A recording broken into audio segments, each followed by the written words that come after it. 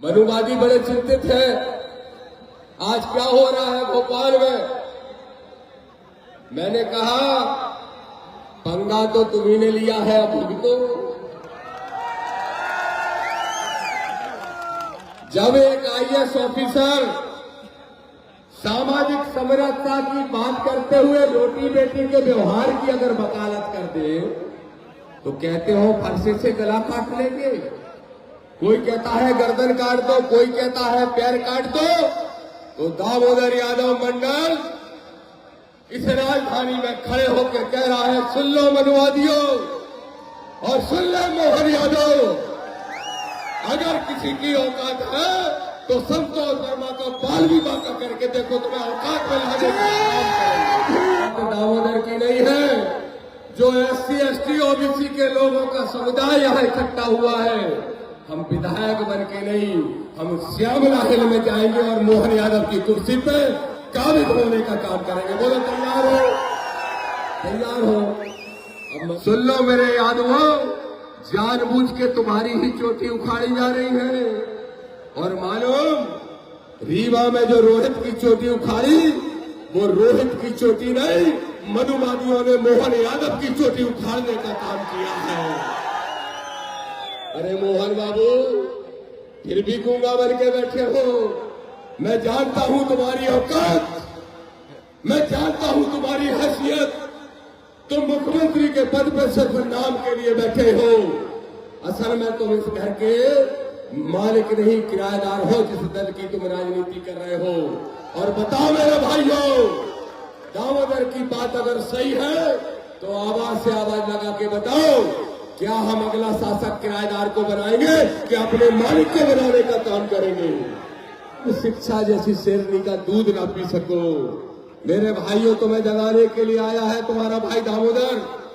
कब तक जिएगा? मर जाएगा किसी दिन दामोदर, मर जाएंगे किसी दिन विनय रतन, मर जाएंगे किसी दिन लोकेश मुजाहिद, सुनील बैरसिया, मर जाएंगे मेरे भाई चंद्रशेखर आजाद। तुम कब जागोगे? रोते रहोगे, मूर्तियां लगाते रहोगे और बाद में फोटो चढ़ाते रहोगे। मेरे भाइयों, जाग जाओ। 2028 में इसी भोपाल में नीला झंडा गाड़ के बाबा साहब का संविधान लागू करने का काम करना है और अपनी सरकार बनाने का काम करना है। इल्ले मोहन यादव मनुवादी और गुलाम मोहन यादव मनुवादी, मनुवादियों का गुलाम मोहन यादव सुन ले। कहता है अम्बेडकरवादी दामोदर यादव, अगर हिंदू धर्म की पहचान ओबीसी एसटी का अपमान करने की है तो दामोदर ऐसे हिंदू धर्म को छोड़ने के लिए तैयार है। एक बार जोर से नारा लगा, बोलो जय जय जय भीम। पीछे वाले नहीं लगा रहे, इधर वाले नहीं लगा रहे हैं। मुट्ठी बंद करना, मुट्ठी एकता का प्रतीक होती है। और जोर से बोलना, जय जय जय जय जय भीम, जय जय जय जय जय भीम। देखो साथियों, कार्यक्रम बहुत लंबा चल गया, इसलिए मैं लंबा नहीं बोलूंगा, लेकिन कुछ जरूरी चीजें कहना बहुत जरूरी है आपके बीच में। हमारे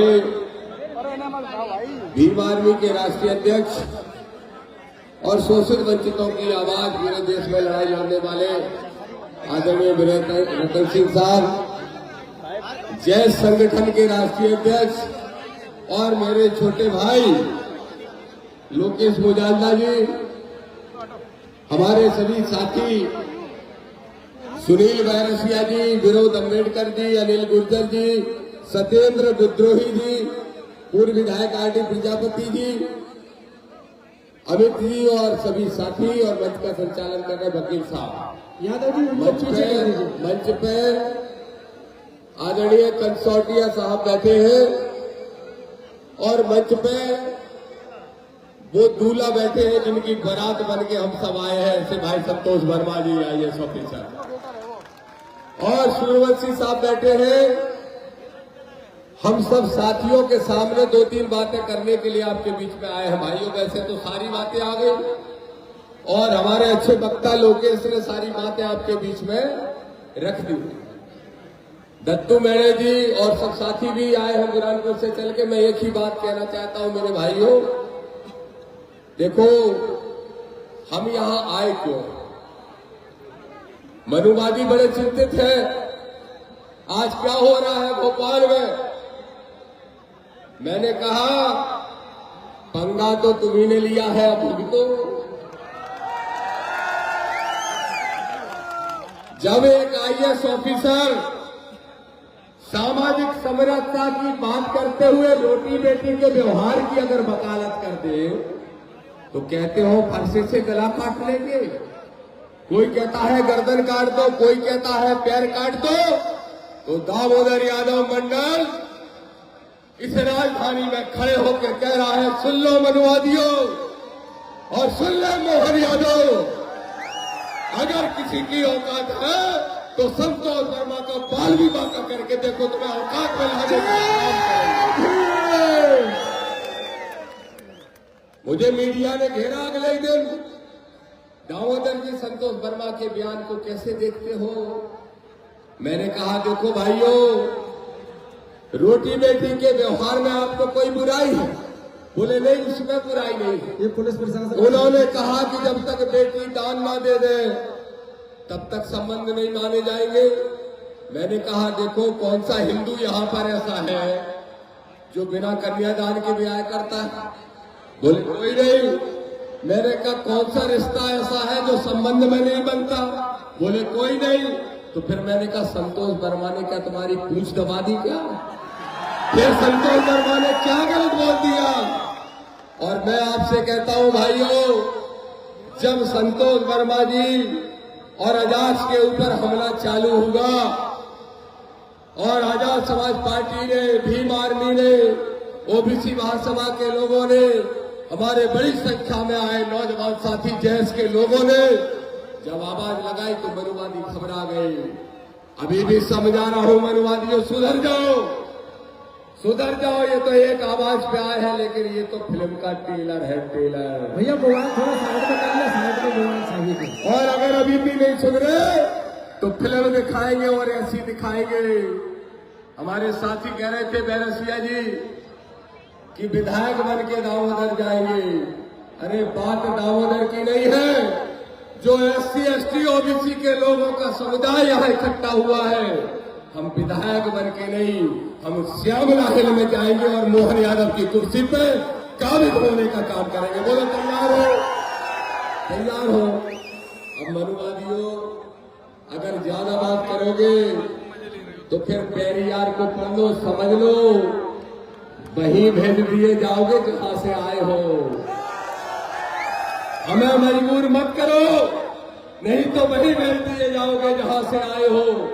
हम आज भी इस देश के संविधान में विश्वास करते हुए मानवता की सोच रखते हैं। लेकिन तुम कहते हो कि अगर एससी एसटी ओबीसी ने अपराध कर दिया तो हम मार डालेंगे।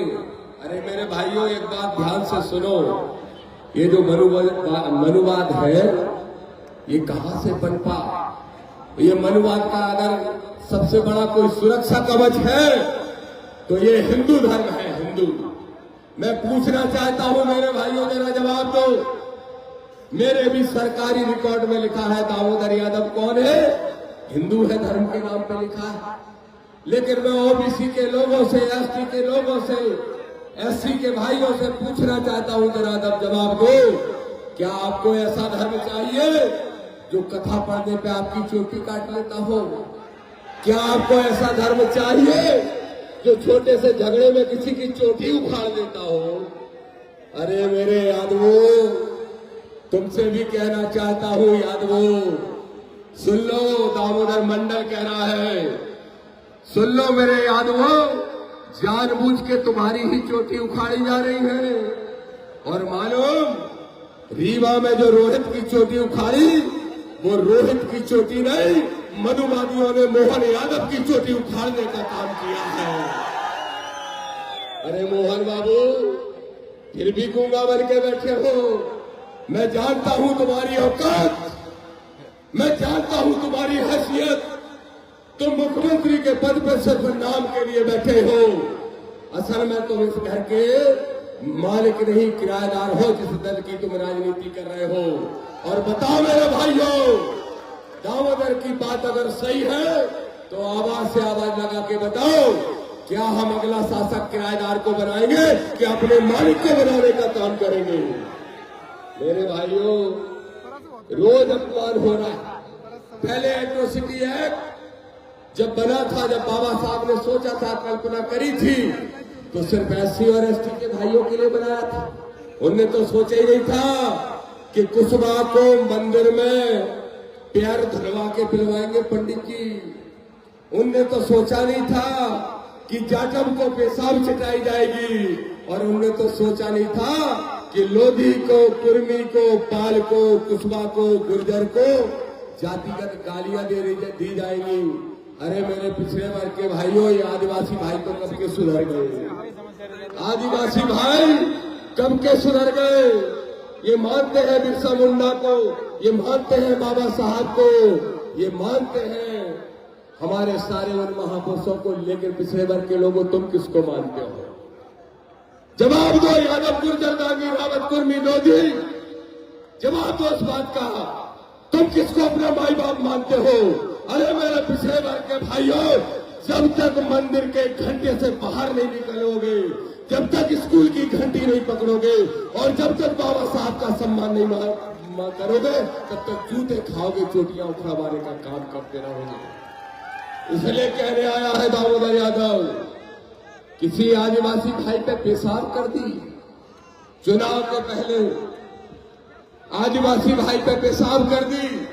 हमारा भाई लोकेश मुजाहिद खड़ा है, जय संगठन खड़ा है।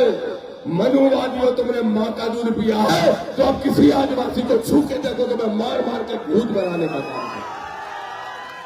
और आज एक बात और कहूंगा, जल्दी खत्म करूंगा अपनी बात। देखो मेरी लड़ाई जो है, क्या है मेरी इसलिए लड़ाई दामोदर की? आडंबर, पाखंड और अंधविश्वास के खिलाफ। और मैंने किसको टारगेट किया पता है? किसको? नाम बताओ, कौन सा बाबा है 28 साल का? कौन सा पर्ची वाला बाबा? देखो, छतरपुर में एक दुकान खोल के बैठा है, दुकान, आडंबर की दुकान, पाखंड की दुकान, और कहता है हम पूरी दुनिया का इलाज पर्ची से कर देंगे। अबे नालायक 28 साल के लड़के, अगर तेरे चमत्कार में तेरी दम होती तो दिल्ली से यात्रा में निकला और दूसरे दिन मुंह में थर्मामीटर लगा के क्यों बैठा था? खुद बीमार हो गया तो उसके मुंह में बुखार चेक करने वाला थर्मामीटर और दाहिने हाथ में BP चेक करने की मशीन। मैंने तुरंत कहा, क्यों डॉक्टर को बुला रहा है? थोड़ा गोबर खा ले, थोड़ा गौमूत्र पी ले, अपने आप ठीक हो जाएगा। नहीं, लेकिन गौमूत्र तुमको पिलाएंगे मेरे पिछड़े वर्ग के लोगों, और इसलिए पिलाएंगे ताकि तुम शिक्षा जैसी शेरनी का दूध ना पी सको। मेरे भाइयों, तुम्हें जगाने के लिए आया है तुम्हारा भाई दामोदर। कब तक जिएगा? मर जाएगा किसी दिन दामोदर, मर जाएगा किसी दिन विनय रतन, मर जाएंगे किसी दिन लोकेश मुजाहिद, सुनील बैरसिया, मर जाएंगे मेरे भाई चंद्रशेखर आजाद। तुम कब जागोगे? रोते रहोगे, मूर्तियां लगाते रहोगे और बाद में फोटो चढ़ाते रहोगे। मेरे भाइयों, जाग जाओ। 2028 में इसी भोपाल में नीला झंडा गाड़ के बाबा साहब का संविधान लागू करने का काम करना है और अपनी सरकार बनाने का काम करना है। एक और बात कह के अपनी बात समाप्त करूंगा। धीरेन्द्र शास्त्री तो जैसा है सो है, उसका एक गुरु है, गुरु ने टकला तो बहुत छोटा सा है, उत्तराखंड का है, चाहे जब लेंगे उसको, चिंता मत करो। ये गुरु है, उसका ऐसे ऐसे करता है, ऐसे ऐसे, देखा? उसकी ट्यूबलाइट खराब है, दोनों खराब है। कभी तो कहता है कि पत्नी इंजॉयमेंट का साधन है, बस इंजॉय कर लो पत्नी से। अबे नालायक, तूने शादी नहीं की, तुझे कैसे पता पत्नी इंजॉयमेंट का है कि नहीं? इसका जवाब दे सकता है क्या? जब तूने शादी नहीं की तो तुझे पत्नी का एंजॉयमेंट कैसे पता? और दूसरा सवाल, लोग कहते हैं संतोष वर्मा ने बच्चियों का, महिलाओं का अपमान कर दिया। संतोष वर्मा सामाजिक समरसता की बात करे तो अपमान, और वो अंधाचार जब इस देश की नारी शक्ति को मनोरंजन का साधन बताता है, उसका ही शेष धीरेन्द्र शास्त्री कहता है प्लॉट खाली है, अगर सिंदूर नहीं भरा है तो कब्जा कर लो। ये महिलाओं के बारे में बोलता है। और कल क्या कह रहे हैं, एक देवकी नंदन नाम का कोई नया नालायक आया है मार्केट में, आया है, मालूम क्या कह रहे, बोले हमारे बच्चे तो शारीरिक संबंध बनाने की जरूरत नहीं, हम मंत्रों से ही पैदा कर देते हैं।